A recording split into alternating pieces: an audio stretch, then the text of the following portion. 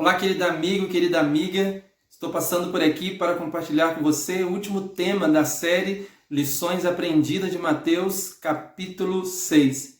O versículo para a nossa reflexão de hoje é o versículo 33, que diz assim: Buscai, pois, em primeiro lugar o seu reino e a sua justiça, e todas estas coisas vos serão acrescentadas.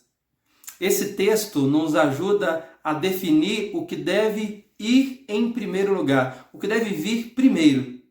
Será que são os nossos carros, a nossa casa, a nossa profissão, a nossa carreira, os nossos títulos, os nossos sonhos?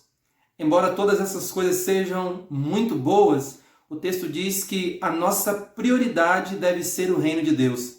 E nós vimos na lição de ontem que o reino de Deus acontece em duas perspectivas de tempo, tanto presente como futuro. A grande notícia que nós descobrimos ontem foi que o reino de Deus já foi inaugurado por Cristo Jesus quando ele viveu aqui nessa terra. O reino de Deus já pode ser vivido e sentido por cada pessoa que prioriza o reino de Deus. Qual a base desse reino? Mateus capítulo 4, versículo 17 diz: Arrependei-vos, porque o reino de Deus está próximo. Lucas diz: o reino de Deus já está entre nós. E Paulo diz nessas seguintes palavras, as características do reino de Deus. O reino de Deus não é comida nem bebida, e sim alegria no Espírito.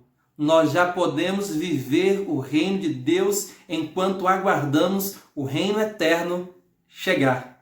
Mas o texto também diz que devemos priorizar a justiça de Cristo. O que é a justiça de Cristo? Somente Deus tem esse atributo, porque somente Deus é justo. A justiça de Cristo é um atributo de sua própria natureza.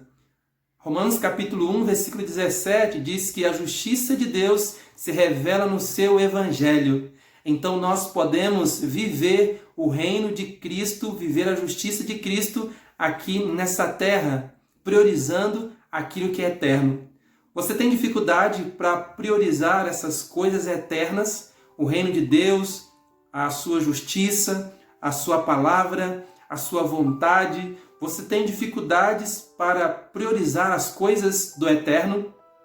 Se você tem essa dificuldade, eu quero orar neste momento por você, para que o Senhor o ajude a priorizar de fato as coisas que são eternas.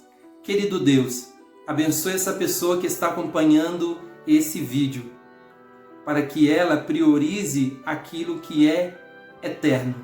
Em nome de Jesus, amém. Até o próximo encontro para compartilharmos lições aprendidas da Palavra de Deus.